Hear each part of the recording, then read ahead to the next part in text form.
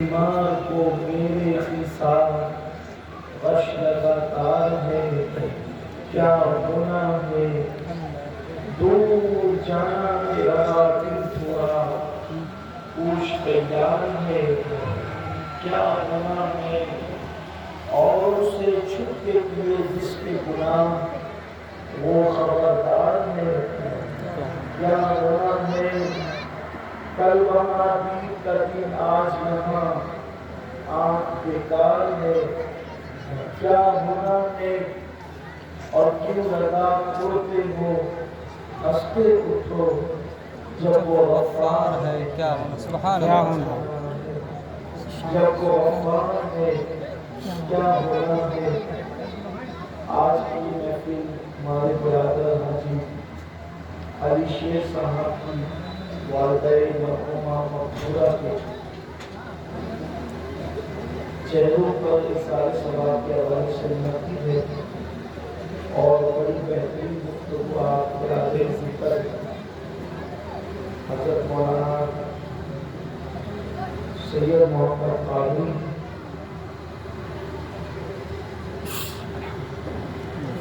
جیلانی صاحب سے سماعت فرما چکے ہیں اور قاری امتیاز رضا صاحب بھی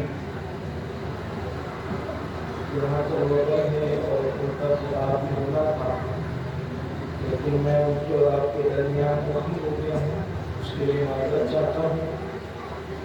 اور اب صبح کا وقت بالکل قریب ہے، اذان تھوڑی دیر میں ہوگی، اتنے وقت میں کچھ معروضات پیش کرنا چاہتا ہوں جو کہ یہ محفل چہلوں کی محفل ہے. یہ بات ہم سب کو یاد رکھنا چاہیے کہ جن کا خاتمہ ایمان پر ہو گیا وہ بہت بڑے امتحان سے کامیاب نجات پاتے ہیں. جو دنیا سے ایمان پر گئے انہیں ملک کی نجات ہو.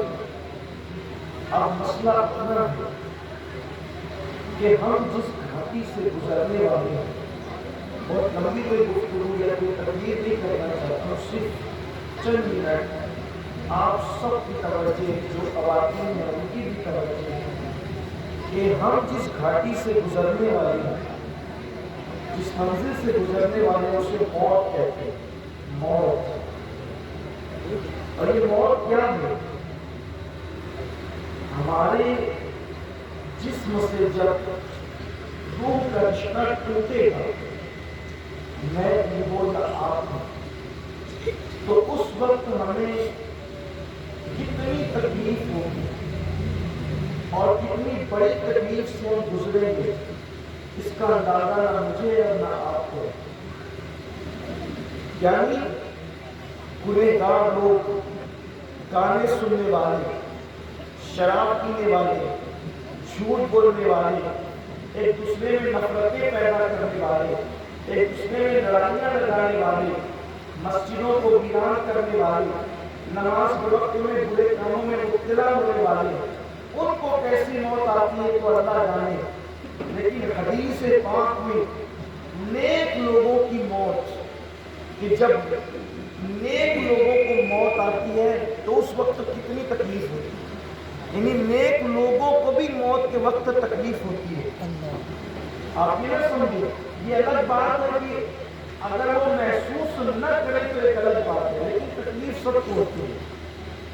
موت کے وقت تکلیف سب کو ہوتی ہے، محسوس نہ کرے تو الگ بات ہے. جیسے مشہور بات ہے کہ حسن یوسف کو دیکھ کر انگلیاں کٹی، تکلیف تو ہوئی لیکن جلوہ یوسف سامنے تھا اس لیے انہوں نے محسوس نہیں کی. لیکن ہوتی تکلیف سب کو ہے، تکلیف سب کو ہوتی ہے، اور کتنی ہوتی ہے تھوڑا سا اس کا اندازہ ہے. اور جب کبھی دل چاہے کہ موبائل کے اندر مووی دیکھیں تو اپنی موت کو یاد کر دینا. جب کبھی دل چاہے کسی پہ بدنظری کرنے کو تو اپنی موت کو یاد کر دینا. جب فجر کے وقت میں دل چاہے بلکہ نفس چاہے کہ آج میں نے نماز نہیں پڑھنا، تو اس وقت ان لمحات کو یاد کر لینا جس سے موت کہتے ہیں۔ جب اللہ تبارک و تعالیٰ نے حضرت سیدنا عیسیٰ علیہ السلام کو یہ طاقت اور قوت بخشی کہ وہ مردوں کو زندہ کرتے تھے۔ حضرت عیسیٰ علیہ السلام کی وہ جو معجزات کیے گئے ان میں سے ایک معجزہ یہ بھی تھا کہ حضرت عیسیٰ علیہ السلام مردوں کو زندہ کرتے تھے۔ سینکڑوں سال، ہزاروں سال پرانی قبروں پر کہتے تھے قم بسم اللہ، اور وہ مردہ زندہ ہو جاتا تھا۔ ایک دن خیال آیا میری ماں مریم وصال فرما چکی ہے، دنیا سے رخصت ہو چکی ہے، کوچ کر چکی ہے، کیا یہ اچھا ہوتا کہ میں اپنی ماں کو زندہ کرتا۔ میری ماں برزخ کی زندگی تو جی رہی ہے، یعنی قبر کی زندگی تو جی رہی ہے، لیکن دنیا میں ماں کو لاتا واپس زندہ کر کے۔ جب اللہ نے اختیار دیا ہے زندہ کرنے کا تو ماں کو زندہ کر کے واپس لاتا، ماں کی زیارت کرتا، ماں سے باتیں کرتا، ماں سے گفتگو کرتا، ماں کے پھر وہی پیار جو ماضی میں تھے پھر وہ تاریخ دہرائی جاتی۔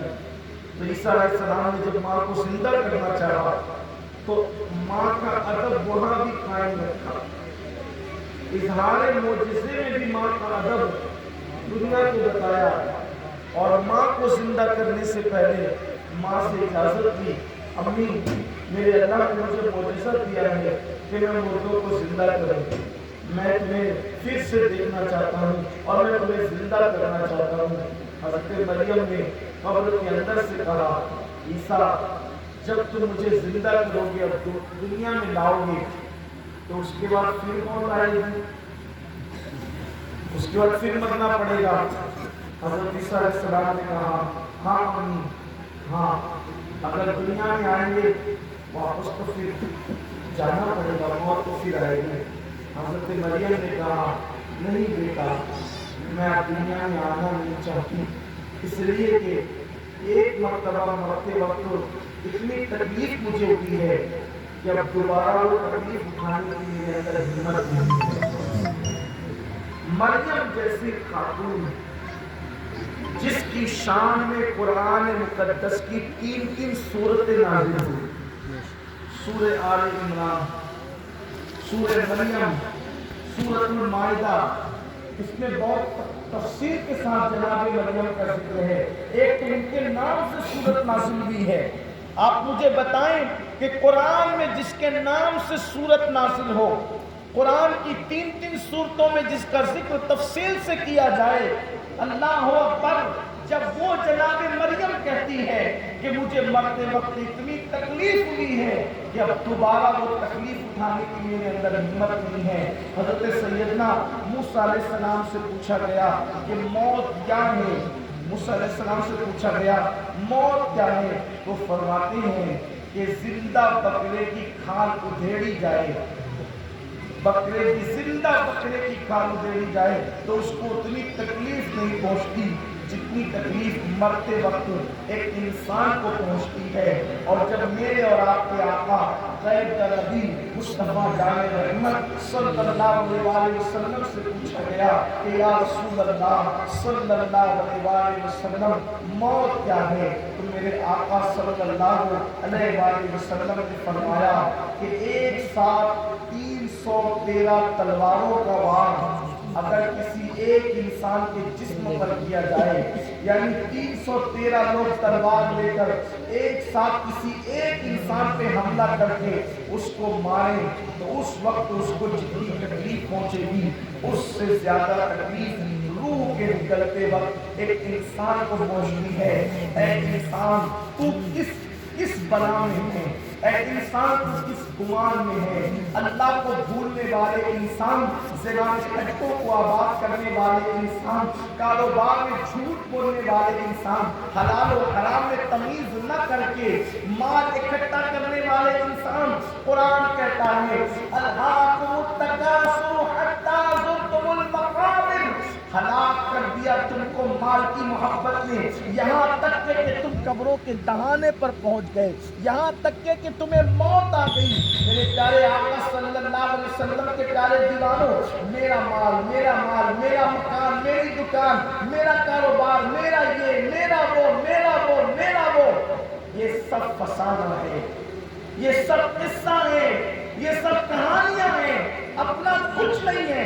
مولا کائنات، شیر خدا، باب مدینہ العلم، سید السادات حضرت سیدنا علی کرم اللہ تعالی وجہ الکریم فرماتے ہیں، پوری دنیا کے انسان خواب دیکھ رہے ہیں، خواب، سب خواب میں ہے، یہ دنیا خواب ہے، خواب۔ جس دن موت سے انسان کی آنکھیں بند ہوگی، جس دن موت سے انسان کی آنکھیں بند ہوگی، اس دن انسان کی آنکھیں حقیقت میں کھلے گی اور یہ خواب ختم ہو جائے گا۔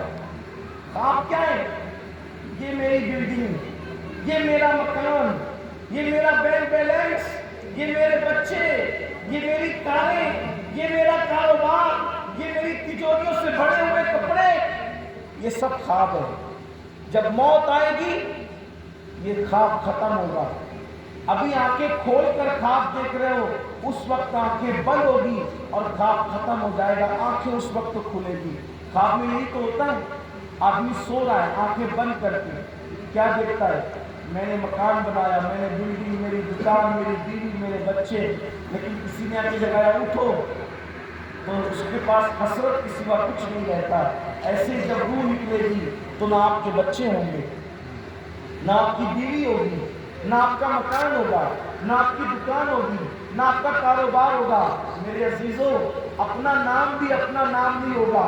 آج لوگ کہتے ہیں امیر القادری کو بلاؤ، امیر القادری کو بٹھاؤ، امیر القادری کو کھلاؤ، امیر القادری کو پلاؤ، امیر القادری آتا ہے، امیر القادری جاتا ہے، یہی تو نام ہے۔ لیکن اللہ کہ یہ موت کیسی موت ہے، جب انسان مرتا ہے، جب انسان مرتا ہے تو اس کا نام خود بھی اپنا نام نہیں رہ جاتا۔ لوگ کیا کہتے ہیں؟ میت کو اٹھاؤ، میت کو بٹھاؤ، میت کو نہلاؤ، میت کو کفن پہناؤ، میت کو لے جاؤ، میت کب جائے گی، میت کو کب لے جایا جائے گا؟ ہائے ہائے، جس نام کے لیے انسان اتنا مرتا ہے وہ اس کا نام بھی اپنا نام نہیں رہ جاتا۔ سوچو دنیا میں اپنا کیا ہے؟ کچھ نہیں ہے۔ قرآن کہتا ہے لا تنس نصیبک من الدنیا، دنیا سے اپنے نصیب کا مت بھول، تو دنیا سے کچھ نہیں لے جائے گا، تیرے نصیب کا صرف کفن ہے، کفن، اور اس کفن میں کیا لے جائے گا؟ یا تو اپنا اچھا عمل لے جائے گا یا تو اپنا برا عمل لے جائے گا۔ اب مجھے بتائیں دنیا سے لے کر کے کیا جانا ہے؟ اللہ اکبر۔ لیکن یہ انسان ہے کہ دنیا میں آ کر اس قدر دنیا میں مصروف ہو گیا، دنیا کی محبت میں مبتلا ہو گیا کہ اللہ کو بھول گیا، آخرت کو بھول گیا، آخرت کی تیاری کو بھول گیا، قبروں کو بھول گیا۔ قرآن کہتا ہے دنیا کے اندر عیش و آرام کی زندگی گزارنے والوں، الذی خلق الموت والحیات لیبلوکم ایکم احسن عملا، کہ ہم نے زندگی اور موت کو پیدا کر کے تمہارا امتحان دیا ہے تاکہ تمہیں جانچے، تمہیں آزمائے کہ کون تھوڑی سی زندگی کو پا کر، تھوڑی سی زندگی کو پا کر کون اچھا عمل کرتا ہے۔ یا اچھے عمل کے لیے آئے تھے لیکن کہاں پہنچے، کہاں ڈوب گئے؟ میرے پیارے آقا علیہ السلام کے پیارے دیوانوں، آج لوگ کہتے ہیں الحمدللہ ہم جنتی ہے، ہم سنی جنتی ہے، ہم سنی جنتی ہے۔ میں کہتا ہوں اللہ کرے آپ جنتی ہو۔ میں یہ گفتگو بریلی میں کر رہا ہوں، مجھے اچھی طرح یاد ہے۔ سنیو، امید کی بنیاد پہ کہہ سکتے ہو کہ میں جنتی ہوں، ہاں یہ یقین سے کہنا سینہ ٹھوک کے کہ ہم جنتی ہیں۔ اب تو لوگ کہتے ہیں کہ صرف ہم ہی جنتی ہے، یہ دھوکہ ہے، دھوکہ۔ مجمع الزوائد کی روایت ہے، مجمع الزوائد میں میرے آقا کا یہ فرمان لکھا ہوا ہے کہ جو یقینی اور حتمی اور قطعی طور پر کہے میں جنتی ہوں، میں محمد اعلان کرتا ہوں کہ وہ جہنم میں جائے گا۔ امید کرو، امید، لیکن ساتھ میں خوف بھی رکھو، خوف۔ میں اور آپ کیسے سنی ہے؟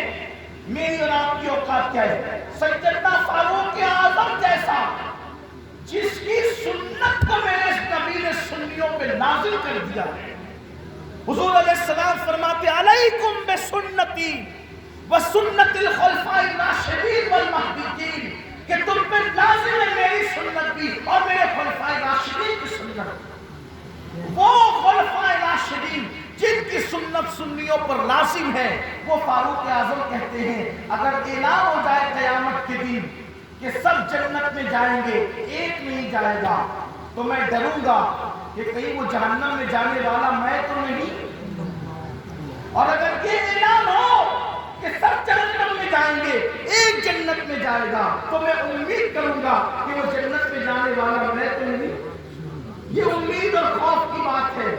آج داڑیاں ملا کے گٹروں میں پھینکیں اور کہیں کہ ہم سنی جنتی، سود کے کاروبار کریں اور کہیں کہ ہم سنی جنتی، ماں باپ دواؤں کو ترسیں اور کہیں ہم سنی جنتی، ماں باپ کو آنکھیں پھاڑ پھاڑ کر کے دیکھیں اور کہیں ہم سنی جنتی۔ ارے تو سنی کیسا ہے؟ سنی تو وہ ہے کہ جس کو چلتا دیکھ کر دنیا پکار اٹھے کہ جب 14 صدیوں کے بعد اس سنی کے چلنے کا یہ عالم ہے، تو سیدنا فاروق اعظم مدینے میں شان سے چلنے ہوں، صدیق اکبر مدینے منورہ میں شان سے چلتے ہوں گے، بغداد معاملہ میں غوث الاعظم کی شان سے چلتے ہوں گے، بریلی میں امام احمد اللہ کی شان سے چلتے ہوں گے۔ اپنی کردار میں کچھ نہیں، اپنی گفتار میں کچھ نہیں، اور جنتی ہونے کا دعویٰ۔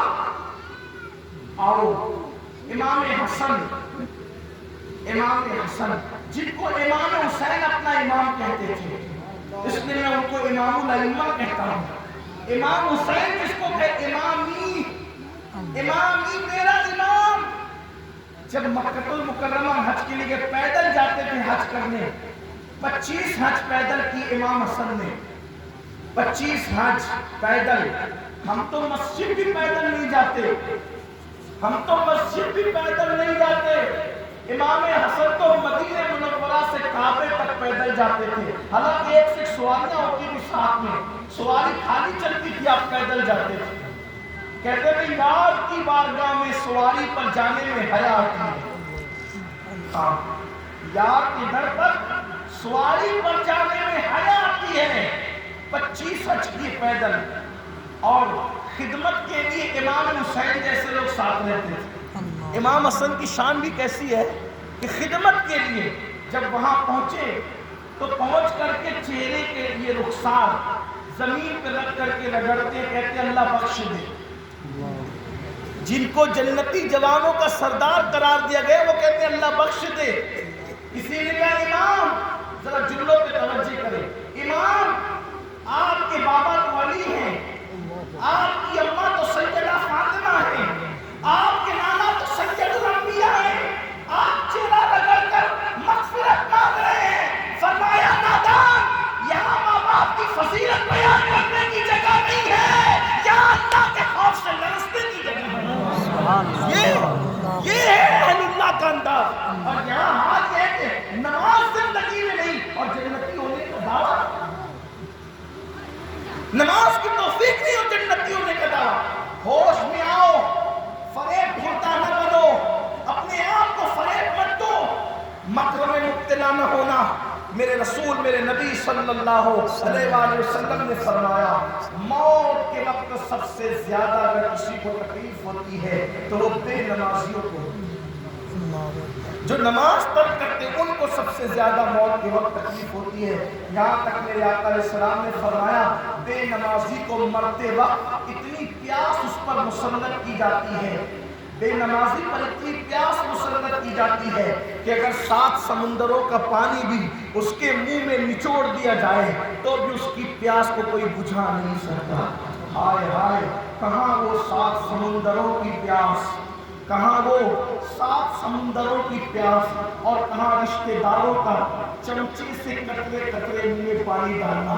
وہ قطرے قطرے جو منہ میں پانی آتا ہے وہ پیاس تو کیا بجھائے گا، وہ تو الٹا پیاس بڑھا دیتا ہے، اس لیے کہ جب پیاس شدت کی لگی ہو اور تھوڑا سا پانی منہ میں ڈالا جائے تو پیاس بجھتی نہیں ہے بلکہ پیاس بڑھتی چلی جاتی ہے۔ میرے آقا علیہ السلام کے دیوانوں، آپ کی منت کرتا ہوں ہاتھ جوڑ کے، خدا کے لیے اس دنیا کی غفلت سے نکلو، اس مکار دنیا کی غفلت سے نکلو، مسجدوں سے دور رہنے والوں اپنا رشتہ مسجدوں سے قریب کرو۔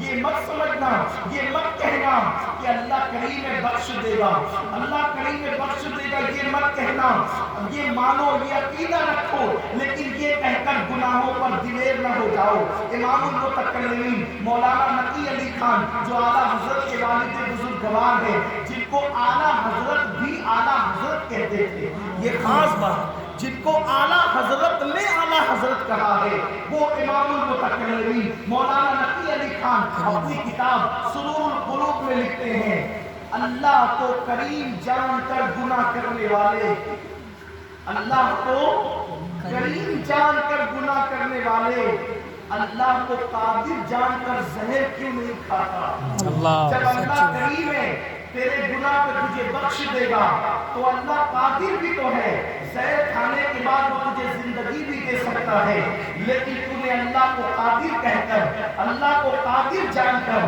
تو نے کبھی زہر نہیں کھایا، تو تو اللہ کو کریم جان کر گناہ کیسے کرتا ہے؟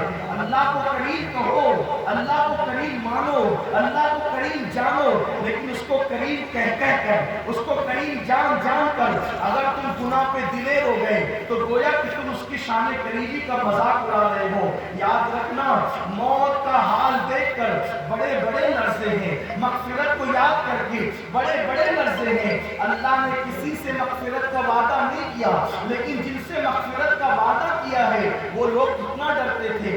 آؤ مجھے اس وقت سیدنا فاروق اعظم جی یاد آ رہے ہیں، جب فاروق اعظم کو اللہ کو پر شہید کرنے کی ناپاک سازش رچی گئی اور سیدنا فاروق اعظم پر وار کیا گیا، اور جب آپ کو اٹھا کر لایا گیا، ذرا توجہ کرنا، آج ہم ہر چیز کو ہلکے میں لیتے ہیں بڑی معذرت کے ساتھ۔ اب تو ہم یہ کہتے ہیں ایک بار سبحان اللہ کہو بے حساب جنت ملے گی، ہم نات کے دو اشعار سن کے جھوم لو جنت میں چلے جاؤ گے۔ ہم تو جنتیں بانٹتے ہیں، لیکن جن کو واقعی رسول اللہ نے جنت کا مژدہ دیا تھا، ذرا ان لوگوں کی کیفیت دیکھیں، ہم کیا سمجھتے ہیں، ہم نے کیا سمجھ رکھا ہے جنت کو، بلکہ اب تو جنت کا مذاق اڑایا جاتا ہے کہ جنت دے گے بھی تو ہم نہیں لیں گے۔ نادان، تو جنت ملے گی تو نہیں لے گا، ارے تجھے 1 انچ زمین اگر بھیک میں مل جائے تو اس کے لیے مارنے کو تیار ہو جائے، اور یہاں بیٹھ کر بڑی بڑی باتیں کرتا ہے کہ جنت دیں گے تو نہیں لیں گے۔ اپنے آپ کو دھوکہ مت دو، جنت کا مذاق مت اڑاؤ۔ جس جنت کو رسول اللہ تعلیم امت کے لیے اپنی دعاؤں میں مانگتے تھے، جس جنت کو امت کی تعلیم کے لیے اپنی دعاؤں میں مانگا، اس جنت کا مذاق اڑا رہے ہو۔ آؤ دیکھو، آؤ ذرا غور کرو، فاروق اعظم کو جب گھر میں لایا گیا زخمی تھے، روح نکلنے کو تھوڑا سا وقت قریب تھا، لوگ کھڑے تھے، بیٹے کھڑے تھے، آپ نے اپنے بیٹوں سے کہا میرے بیٹوں، میری پوری زندگی میں نے تمہیں جو حکم دیا تم نے ہر حکم پہ عمل کیا، میرے بچوں آج ایک حکم دینے والا ہوں، اس پر بھی عمل کرنا۔ بیٹوں نے کہا ابو آپ فرمائیں کیا حکم ہے؟ فرمایا مجھے چارپائی سے نیچے ڈالو، مجھے چارپائی سے اٹھا کر زمین پہ ڈال دو۔ یہ سیدنا فاروق اعظم کی زندگی کے آخری لمحات، فاروق اعظم کی زندگی کے آخری لمحات ہے۔ انسان زندگی کے اندر کیا کچھ کر لے، پتہ نہیں میرا اور آپ کا آخری وقت کیسا ہوگا۔ اللہ کرے آخری وقت ایسا ہو کہ گنبد خضرا سامنے ہو، مکین گنبد خضرا کا جلوہ سامنے ہو اور ایمان پر ہو۔ ابھی تو ہمارے پاس یہ بھی گارنٹی نہیں ہے کہ ایمان پر مریں گے یا کسی اور حالت، کیا گارنٹی ہے؟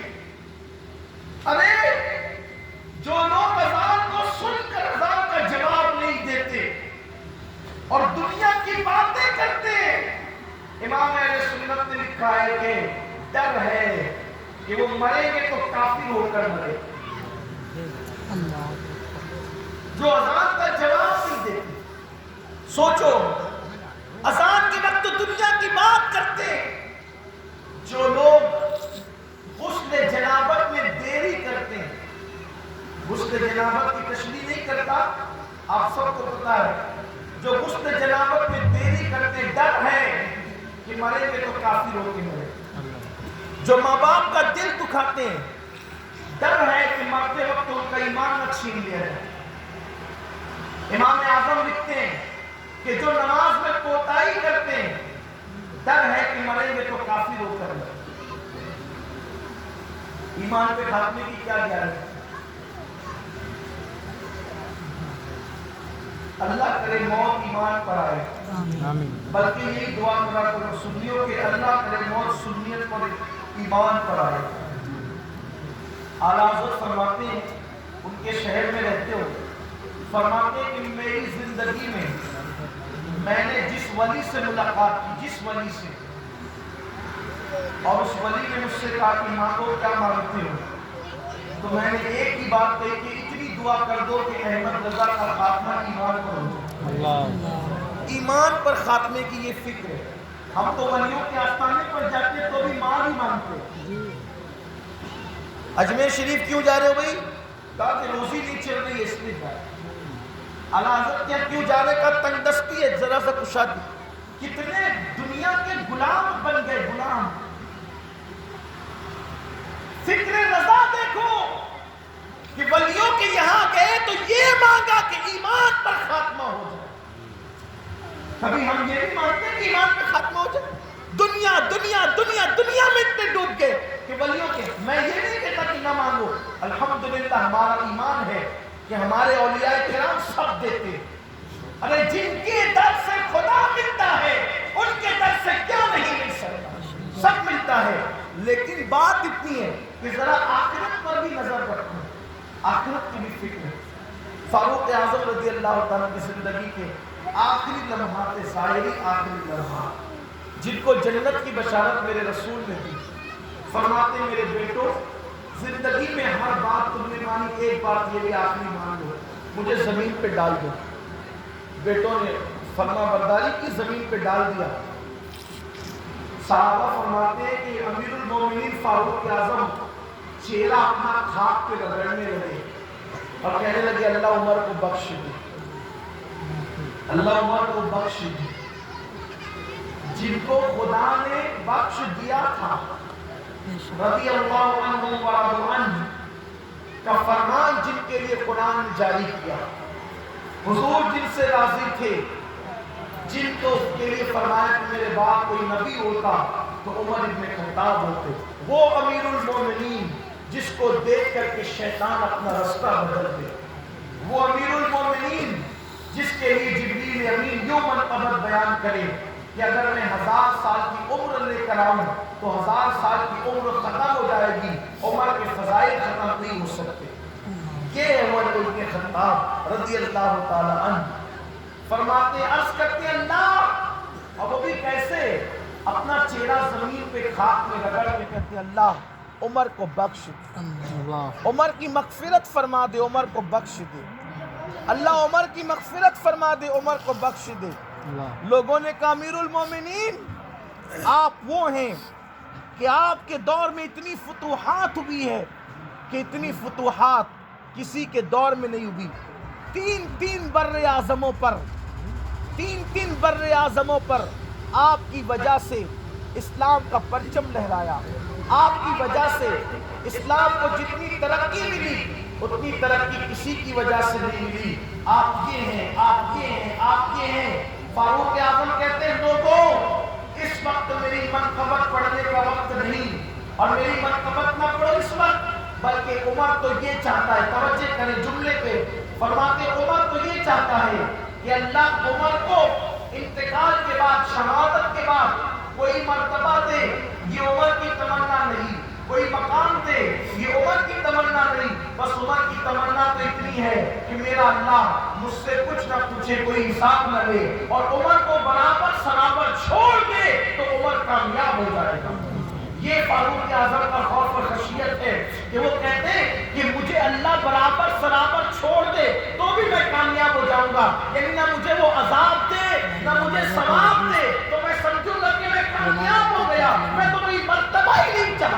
یہ فاروق اعظم کی فکر ہے. اللہ اکبر. اور آج ہمارے دامن میں کچھ بھی نہیں اور ہم کتنی بڑی بڑی باتیں کرتے ہیں. مسلمانوں ہم یہاں آئے ہیں اللہ کی عبادت کے لیے, اچھے اعمال کے لیے, آخرت کی فکر کے لیے. بس نماز کا وقت ہو رہا ہے, اپنی گفتگو کو سمیٹتے ہوئے اتنا کہوں, اگر کمرے میں اندھیرا ہو جائے